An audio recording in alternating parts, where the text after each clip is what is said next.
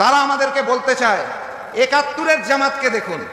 আমি তাদেরকে বলতে চাই ৭১-এর জামাতকে দেখেছি, আপনারা চোখ খুলে ৯১-এর জামাতকে দেখেন, যাদের সহায়তায় ক্ষমতায় গিয়েছিলেন। আপনারা চোখ খুলে ২০০১ সালের জামাতকে দেখুন, যাদের সহযোগিতায় রাষ্ট্রীয় ক্ষমতায় গিয়েছিলেন। আপনারা চোখ খুলে সেই মজলুম জামাতকে দেখুন, যারা ফ্যাসিস্ট হাসিনার আমলে বুক পেতে দিয়েছিল রক্ত দেওয়ার জন্য নতুন বাংলাদেশের জন্য। চোখটা খুলে দেখুন, শেখ হাসিনার কায়দায় কথা বলা বন্ধ করুন, না হলে শেখ হাসিনার মতো আপনাদেরও বাংলাদেশ ছেড়ে পালাতে হবে। কেউ আমার মায়ের কোনো গায়ে হাত তোলার চেষ্টা করে, যদি কেউ আমার কোনো বোনের দিকে চোখ তুলিয়ে চোখ বড় করে তাদের দিকে ভিন্ন দৃষ্টিতে তাকাবার দুঃসাহস দেখায়, কেউ যদি আমার কোনো মেয়ের ইজ্জতের হিজাব নিয়ে টানাটানি করার চেষ্টা করে, আমি বলে যাই সে হাত ভেঙে গুড়িয়ে দেবেন, সে চোখ উপড়ে ফেলবেন। মায়ের ইজ্জত রক্ষা করার জন্য, বোনের ইজ্জত রক্ষা করার জন্য আমি বলি আমি কোনো আইন মানবো না। উনি সোজাসাজি বলছে নির্বাচন ভালো হবে, কোনো দুশ্চিন্তার কারণ নাই। আর্মি, বিমান বাহিনী, সব বাহিনী, পুলিশ, র্যাব, আনসার সবাই নাম নিয়ে উনি বলছে যে সবাই আপনাদের পাশে থাকবে, এবং আর্মি ভাইদেরকে সবাইকে বলছে কোনো অজুহাত চলবে না। হ্যাঁ ভাই, কোনো অজুহাত শুনবো না। এক এলাকা থেকে আরেক এলাকা যাইতে কেন দেরি হলো মাঝখানে, এই অজুহাত শুনতে চাই না। যে কোনো ভাবেই হোক ওইখানে পৌঁছাইতে হবে যেখান থেকে কোনো কল আসবে। একটি উদ্বেগজনক জরুরি খবর নিয়ে হাজির হয়েছি, যেটা রাজনীতিতে অশনি সংকেত। আগামী নির্বাচনে যদি দেখেন যে কোনোভাবে জামাত ইসলামীকে সেকেন্ড বানিয়ে দেওয়া হয়েছে, তাহলে আপনারা নিশ্চিত ধরে নেবেন যে জামাত ইসলামীর নিশ্চিত বিজয়কে সেনাবাহিনীর একাংশ ডিজিএফআইয়ের মাধ্যমে এবং রাষ্ট্রযন্ত্র সবাই না একটা অংশ জামাতের বিজয়কে ছিনিয়ে নিয়েছে এবং ভারত তাতে সহযোগিতা করেছে। বাংলাদেশের রাজনীতিতে নতুন করে একটি হইচই শুরু হয়েছে। হইচইটা কি নিয়ে? জামাত ইসলামের আমির ডক্টর শফিকুর রহমান তিনি হঠাৎ করে এমন একটা কাণ্ড ঘটিয়ে বসলেন, এটা একেবারে আকাশ কুসুমের মতো, কেউ চিন্তাও করতে পারে নাই, কল্পনাও করতে পারে নাই। এমনকি যাকে উদ্দেশ্য করে তিনি এই বক্তব্যটি ছুড়ে দিয়েছেন তিনিও কল্পনা করতে পারেন নাই, অপ্রস্তুত হয়ে গেছেন। কারণ তিনি কখনো ভাবতেই পারেন নাই যে এরকম একটা ছক্কা হাঁকাতে পারেন শুভ্র শ্বশ্রুমণ্ডিত লোকটি। শেখ হাসিনা, সাবেক ক্ষমতাচ্যুত প্রধানমন্ত্রী শেখ হাসিনা এবং আওয়ামী লীগ সম্পর্কে চাঞ্চল্যকর একটা প্রতিবেদন প্রকাশ করেছে, এবং তারা বলতে চাচ্ছে যে আওয়ামী লীগ এবং শেখ হাসিনা ভারতে বসে থেকে বাংলাদেশে ফেরার ছক করছে। কিভাবে, কোন পথে, কোন উপায়ে বাংলাদেশে ফেরা যায়, কত দ্রুত ফেরা যায়, সেই ফেরার উপায়গুলো তারা খাতা কলমে হিসাব নিকাশ করতে। বঙ্গভবনের কর্মচারী সারোয়ার আলম, যার ইমেল আইডির মাধ্যমে জামাতের আমিরের টুইটার হ্যাক করা হয়েছিল, সেই সারোয়ার আলমের অলরেডি ডিম থেরাপি শুরু হয়ে গিয়েছে। কিছুক্ষণ আগে বাংলাদেশের ডিবি পুলিশ তাকে গ্রেফতার করেছে। তার এই গ্রেফতারের মাধ্যমে বের হয়ে আসবে বড় বড় রাঘব বোয়ালের চেহারা, হয়তো বিএনপির শীর্ষ পর্যায় থেকে কিছু নাম, এবং ভারত থেকে এটা লিয়াজু করা হয়েছে, এই সংবাদও আমরা পেয়েছি। প্রিয় দর্শক, আমরা চাই সত্য প্রকাশিত হোক। আসসালামু আলাইকুম। আজকের গুরুত্বপূর্ণ সংবাদে আপনাদের স্বাগতম। ভিডিওর শুরুতেই বুঝতে পেরেছেন আজকের বিষয়টি অত্যন্ত গুরুত্বপূর্ণ ও সময়োপযোগী, তাই অনুরোধ থাকবে ভিডিওটি না টেনে শুরু থেকে শেষ পর্যন্ত মনোযোগ সহকারে দেখবেন।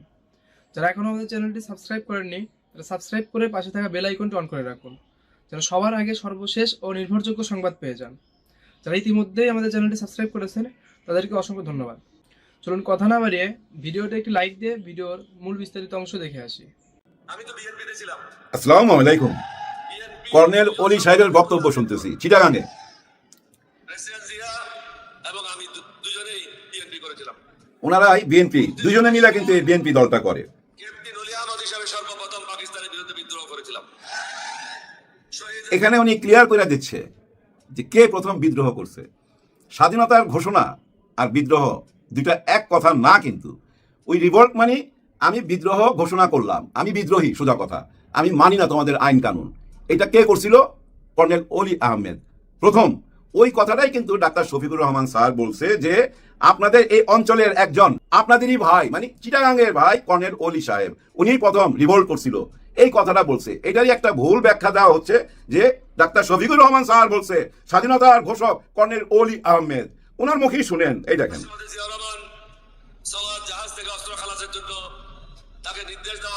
একাত্তরের ঘটনাটা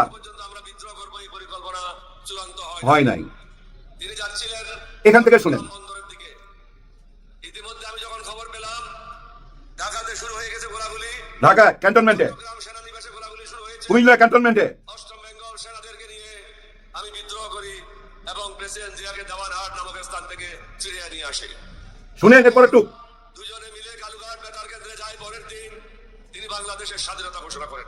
এইখানে এই যে এইটুকুই কাহিনী, কিন্তু উনি বিদ্রোহ ঘোষণা করছেন এবং ওনার সিনিয়র জিয়াউর রহমান ওনাকে নিয়ে কালুরঘাট ওই যে রেডিও অফিসে যায় স্বাধীনতার ঘোষণা দিছে, কিন্তু মেইন ঘোষককে বঙ্গবন্ধু শেখ মুজিবুর রহমান। ওনার হইয়া জিয়াউর রহমান ঘোষণা দিছে, আর উনি প্রথম ব্যক্তি যে রিভোল্ট করছিল, আর উনি প্রথম ব্যক্তি যে বিদ্রোহ ঘোষণা করছিল আর্মির মধ্যে, মানে কর্নেল অলি সাহেব। এই কথাটাই তো বলছে, এই কথাটার ভাঙ্গা চুইরা ঘুরে আইনা বলতেছে কি জিয়াউর রহমান ঘোষক না, কর্নেল অলি ঘোষক। মানে পচাইতে হবে, পচাচ্ছে, পচান, কোনো অসুবিধা নাই। এগুলো কেউ সিরিয়াসলি নিয়েন না ভাই। নির্বাচনে এরকম খেলাধুলা চলবে, আমি ওনার বদনাম করব, উনি আমার বদনাম করবে, এটা চলতে দেন, এগুলো কানে নিতে নাই। কিন্তু গায়ে হাত তোলা যাবে না, গায়ে হাত না তুলা যত ইচ্ছা কত কাদা ছোড়াছুড়ি করেন, কোনো অসুবিধা নাই। এর মধ্যে তো দেখছেন আপনারা একটা ভিডিও খুব ভাইরাল হচ্ছে, খালিদুজ্জামান, ডাক্তার খালিদুজ্জামান ক্যান্টনমেন্টে যায়া এমপিদের সঙ্গে খারাপ ব্যবহার করছে। এমপি মানে মিলিটারি পুলিশ, চেক পোস্টে ওনাকে বাধা দিছে। কেন বাধা দিছে? ওনার সাথে ওই যে মাল টাল আছে ওনার বডিগার্ডদের সঙ্গে, ওই আর্মস দেখা বাধা দিছে। আসলে ক্যান্টনমেন্টে এইসব নিয়ম নাই, আপনি আর্মস নিয়ে ক্যান্টনমেন্টে ঢুকতে পারবেন না। কিন্তু বাধা দেওয়াতে উনি যে ব্যবহারটা করছে, ওই ব্যবহারটা আমার ভালো লাগে নাই, ব্যক্তিগতভাবে আমার ভালো লাগে নাই। উনি পা চাটার কথা বলতেছিল, নাকি রাস্তা চাটার কথা, আবার বলতেছিল ষড়যন্ত্র কইরা দেশটা ধ্বংস করতে চাইতেছেন আপনারা, আবার কি জানি বললো। ও হ্যাঁ, 5 তারিখের পরে অনেকেই আমাদের পায়ে ধরছে, 5 তারিখের পরে। এই কথাগুলো আমার পছন্দ হয় নাই। কিন্তু একটু আগে দেখলাম এই ঘটনা নাকি 1 মাস আগের, উনি ওনার পেজ থেকে জানাইছে 1 মাস আগের। এটার জন্য নাকি উনি সরিও বলছে, যে কোথায় সরি বলছে না বলছে এরকম ভিডিও আমি দেখি নাই। কিন্তু ব্যক্তিগতভাবে আমার ব্যাপারটা পছন্দ হয় নাই। হ্যাঁ, ব্যাপারটার মধ্যে একটু অন্যরকম ভাব ছিল, একটা রংবাজি ভাব ছিল, পছন্দ হয় নাই। কারণ কি জানেন, আইন কানুন মাইনা চলতে হবে, আইন ছাড়া তো একটা দেশ সুন্দর হইতে পারে না। আর যাদের হাতে আইনের দায়িত্ব তাদেরকে ভাই এভাবে তুচ্ছ তাচ্ছিল্য করে কথা বলা যাবে না। আসলে এটা হয়েছে কেন জানেন, গত 15-16 বছরে এই যে পুলিশকে যেভাবে ব্যবহার করা হয়েছে, আর্মিকে ব্যবহার করা হয়েছে, র্যাবকে ব্যবহার করা হয়েছে, যার জন্য র্যাবের নামই বদলে গেছে, এখন পুলিশেরও ড্রেস চেঞ্জ হয়ে গেছে, অনেক কিছুই পরিবর্তন হয়েছে। অতীতের ওগুলো মনে রাখতে নাই, অতীতে ওনারা ব্যবহার করছে, ওনারা ব্যবহার হয়েছে। হ্যাঁ ভাই, এই যে বিছানার চাদরের মতো ব্যবহার করছে এই পুলিশ প্রশাসন, আইন কানুন সবকিছু বিছানার চাদরের মতো ব্যবহার করছে গত সরকার। কিন্তু 5ই আগস্টের পরে রক্ত দিয়ে সেসব তো ধুইয়া মুছে দিছি আমরা, নতুন একটা স্বপ্ন দেখতেছি। আর এই স্বপ্নটার দায়িত্ব কাদের হাতে? যারা নেতা আছে তাদের হাতে। আমরা ভোট দিয়ে তাদেরকে সংসদে পাঠাবো, তারা আমাদের স্বপ্ন পূরণ করবে। এই তো আর কয়দিন, 7-8 দিন পরে আমরা সেই দায়িত্বটা পালন করুন। 7-8 দিন পর্যন্ত যাওয়ার জন্য, এই নির্বাচনটা করার জন্য পুরো আর্মি, পুলিশ, র্যাব, আনসার সবাই হেল্প লাগবে ভাই। আর্মি তো কথা দিছে ভাই, আমাদের ওয়াকার সাহেব কথা দিছে, আজকেও দেখলাম। হ্যাঁ, উনি বলতেছে যে আপনারা সবাইকে ঝাঁপায়া করতে হবে, কোনো অজুহাত শুনতে চাই না। যেখান থেকে ওখানে যাইতে এই প্রবলেম হয়েছিল, গাড়ির প্রবলেম হয়েছে, আমরা যাইতে পারি নাই, পৌঁছাইতে পারি নাই, এরকম কোনো কাহিনী শুনতে চাই না। একদম সঠিক নির্বাচন করতে হবে। যাই হোক, এরকম কথা বললে ভালো লাগে, শুনতে ভালো লাগে। কিন্তু নির্বাচনে কি হবে? হাড্ডাহাড্ডি লড়াই হবে, তাই না? এটাই তো আমরা দেখতেছি। এবারে নির্বাচনে সবচেয়ে চমক হলো নারী ভোট। এর মধ্যে অর্ধেকের কাছাকাছি নারী ভোটার, মা বোনদের ভোট অর্ধেকের কাছাকাছি।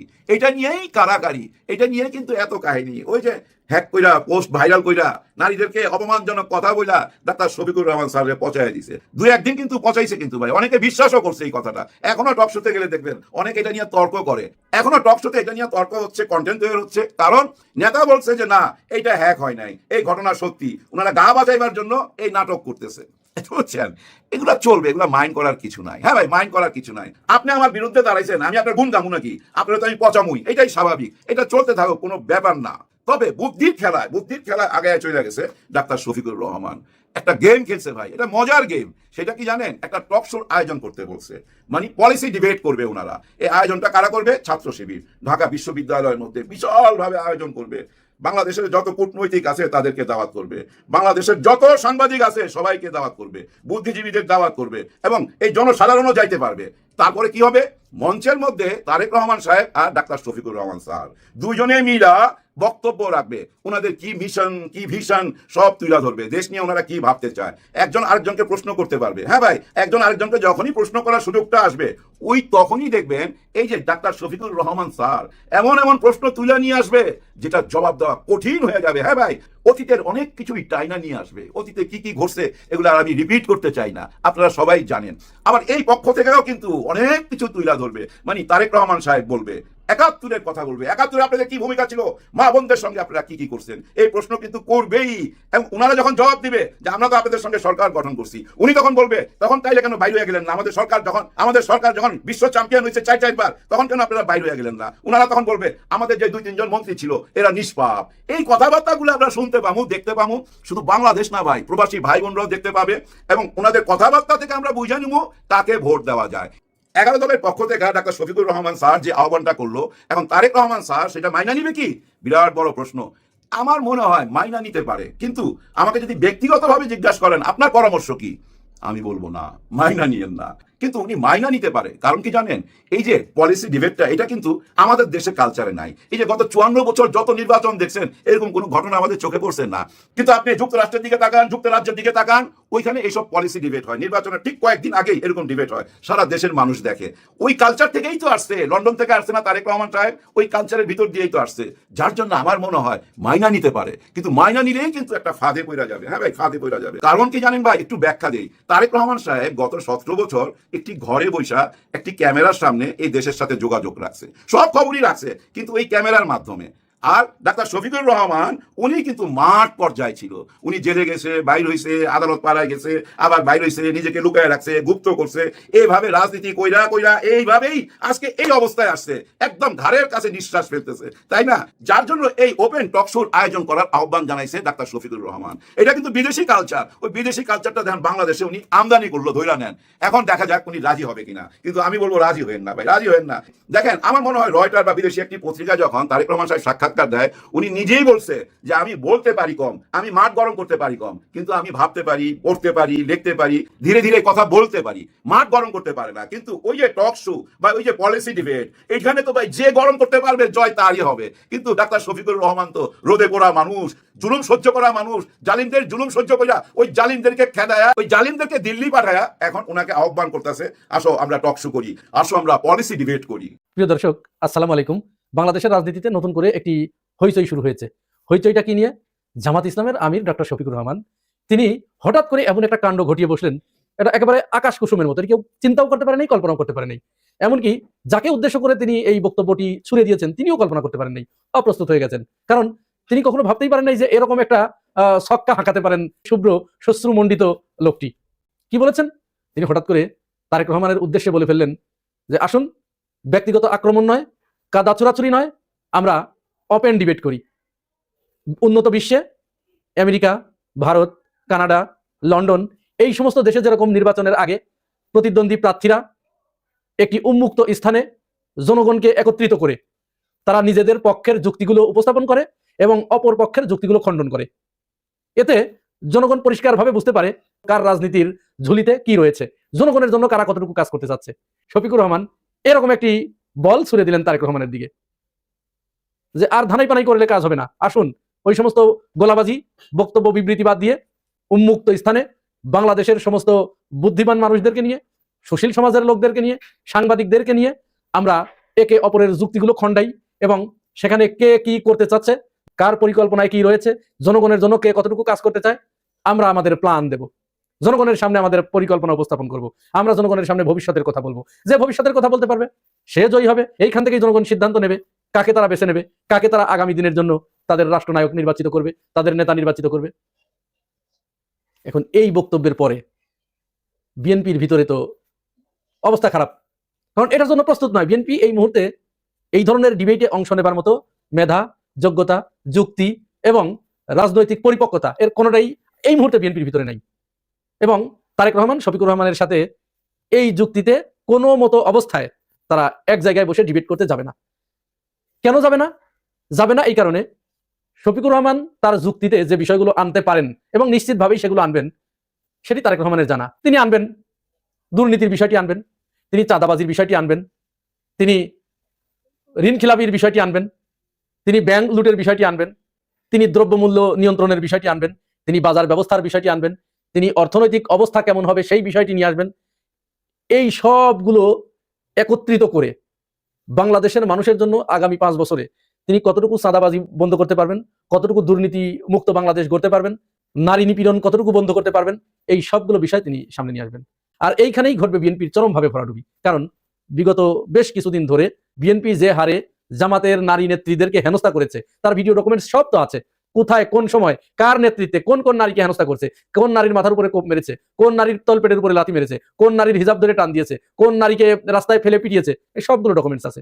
অপরদিকে কোন কোন জায়গায় চাঁদাবাজি হচ্ছে, কে চাঁদাবাজি করছে, এর সাথে জড়িত কে, কোন নেতা চাঁদাবাজিটা নেতৃত্ব দিচ্ছে, এই ডকুমেন্টস তার কাছে আছে। বিএনপি যাদেরকে নমিনেশন দিয়েছে এর ভিতরে কে কে ঋণ খিলাপি আছে, কে কে ব্যাংক ডাকাত আছে, কার কোন ব্যাংকে কত টাকা ঋণ নিয়ে আর সেই ঋণ পরিশোধ করছে না, জনগণের টাকা নিজের পকেটস্থ করেছে, এই তথ্যগুলো সব তার কাছে আছে। জুলাই গণ অভ্যুত্থান ঘটেছে, এই জুলাই গণ অভ্যুত্থানের প্রেক্ষিতে যে সংস্কার বাংলাদেশে দরকার, এই সংস্কার কমিশনের প্রস্তাবে রাজি হবার পরেও বিএনপি কোথায় কোথায় না ভোটের পক্ষে ক্যাম্পেইন চালিয়েছে এবং সংস্কার প্রশ্নে তাদের অবস্থান কি, এটি পরিষ্কারভাবে তুলে ধরবেন ডকুমেন্টস আকারে।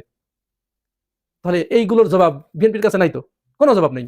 অপরদিকে তারেক রহমানের কাছে শুধু একটি যুক্তি আছে, সেটা জামাত ইসলাম স্বাধীনতা যুদ্ধের বিরোধিতা করেছে, ৭১-৭১ মা বোনের ইজ্জত লুণ্ঠনকারী। এইগুলো বাংলাদেশের মানুষ দৃঢ়ভাবে সিদ্ধান্ত নিয়েছে এবং তারা তাদের এখন যারা ভোট দেবে তাদের বয়স সাধারণত ৩০ বছরের ভিতরে। এই ছেলেগুলো মানে বড় হয়েছে এইটা শুনে শুনে যে যারা মুক্তিযুদ্ধের চেতনার কথা বলেছে তারা মুক্তিযুদ্ধের চেতনার কথা বলে চাঁদাবাজি করেছে, মুক্তিযুদ্ধের চেতনার কথা বলে তারা মানুষ হত্যা করেছে, মুক্তিযুদ্ধের চেতনার কথা বলে তারা ফ্যাসিবাদ কায়েম করেছে, মুক্তিযুদ্ধের চেতনার কথা বলে তারা গুম খুন নির্যাতন ইত্যাদি করেছে, মুক্তিযুদ্ধের চেতনার কথা বলে তারা বিশ্ববিদ্যালয়গুলোতে ছাত্রলীগের রাম রাজত্ব কায়েম করে সেখানে র্যাগিং এবং ট্যাগিং এর রাজনীতি দেখেছে। তাহলে তাদের মাইন্ডসেটটা এরকম হয়ে গেছে যে মুক্তিযুদ্ধের চেতনা মানেই মনে হয় ওইগুলো নষ্ট খারাপ করে ফেলেছে একেবারে। সুতরাং এইটা জনগণ আর কখনো গ্রহণ করবে না, কোনোদিন এদেশে আর এই জিনিস প্রতিষ্ঠিত হবে না। এখন বিএনপি পড়েছে উভয় সংকটে। উভয় সংকটটা কি? এখন সে হাও করতে পারছে না, নাও করতে পারছে না। হ্যাঁ যদি করে তাহলে তো ডিবেটের ময়দানে যে প্রচন্ডভাবে ধরাশায়ী হবে, আর যদি না করে, যদি না বলে, তাহলে অর্থটা দাঁড়াবে কি? বাংলাদেশের মানুষ তো মুহূর্তের ভিতরেই ধরে নেবে যে যুদ্ধের ভয়ে পালিয়ে যাওয়া নেতাকে আমরা আর ভোট দেবো কি করে। বুঝতে পেরেছেন তো বিপদটা কোন জায়গায়?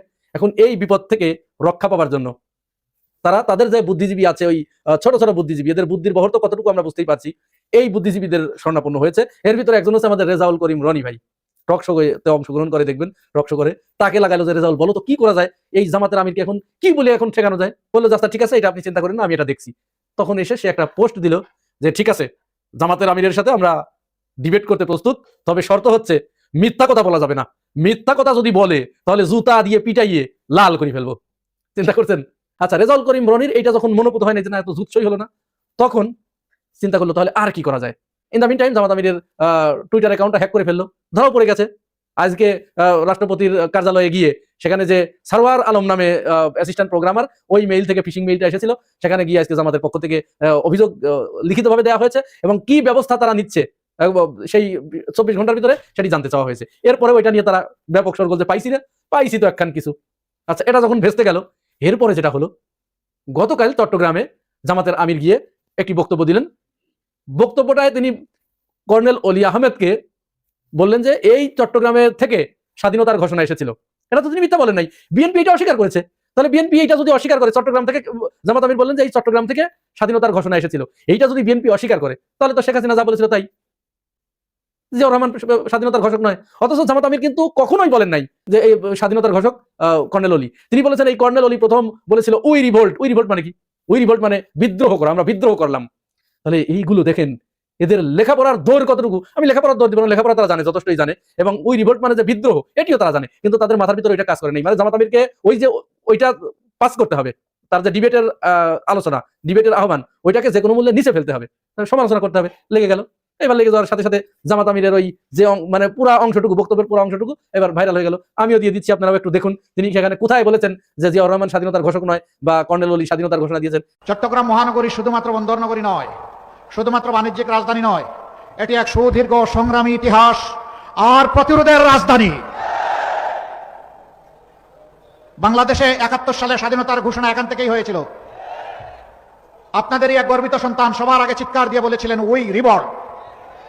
তিনি হচ্ছেন এলডিপির সম্মানিত সভাপতি ডক্টর কর্নেল অলি আহমদ বীর বিক্রম। জিয়াউর রহমান সাহেবকে হাতে ধরে সামনে এগিয়ে নিয়ে গিয়েছিলেন। চট্টলাবাসী আপনাদেরকে স্যালিউট। এই গর্বিত ইতিহাসের আপনারাই সূচনা করেছিলেন। কেন?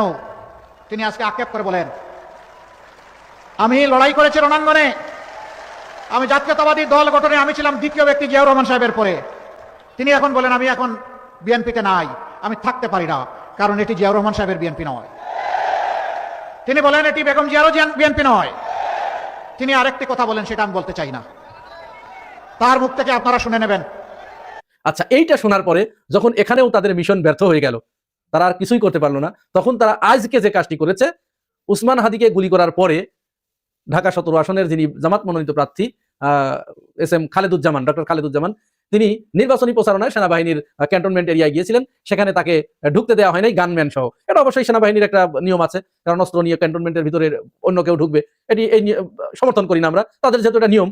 তো খালেদুজ্জামান সেখানে একটু বাগবিতণ্ডায় জড়িয়েছে অপেক্ষাকৃত নিচের দিকের সৈনিকদের সাথে। খালেদুজ্জামানের যে পজিশন, সেই পজিশনে থেকে সৈনিকদের সাথে তার বাগবিতণ্ডায় জড়ানো এটি মোটেই ঠিক হয় নাই, এটা তিনি ভালো কাজ করেন নাই। এই ঘটনা তাহলে কতদিনের? আজ থেকে প্রায় 1 মাসের উপরে। এই ঘটনার পরে খালেদুজ্জামান সেনাবাহিনীর কাছে মানে প্রকাশ্যে তিনি ক্ষমা চেয়েছেন, তার সেই ভিডিও আছে, ক্ষমা যে চেয়েছেন এবং সেটা সেটেলমেন্ট হয়ে গেছে। এখন আজকে বিএনপির মিডিয়া কর্মী জুলকারনাইন শাহের, বিশিষ্ট বিএনপির অ্যাক্টিভিস্ট, তিনি এই ভিডিওটা আজকে ছেড়ে দিয়েছেন সেনাবাহিনীকে খেপিয়ে তোলার জন্য। এখন এখানে গুরুত্বপূর্ণ একটা প্রশ্ন কিন্তু থেকে যায় যে সেনাবাহিনীর বডি ক্যামেরায় ধারণকৃত ওই ভিডিও জুলকারনাইন শাহের কাছে গেল কি করে? এতক্ষণ মনোযোগ সহকারে ভিডিওটি দেখার জন্য অসংখ্য ধন্যবাদ। ভিডিও সম্পর্কে আপনার কোনো মতামত থাকলে অবশ্যই কমেন্ট সেকশনে জানাবেন। যারা এখন আমাদের চ্যানেলটি সাবস্ক্রাইব করেননি, তারা চ্যানেলটি সাবস্ক্রাইব করে পাশে থাকা বেল আইকনটি অন করে রাখুন, যেন সবার আগে সর্বশেষ সংবাদ পেয়ে যান। দর্শক, ভালো থাকুন, সুস্থ থাকুন, আল্লাহ হাফেজ।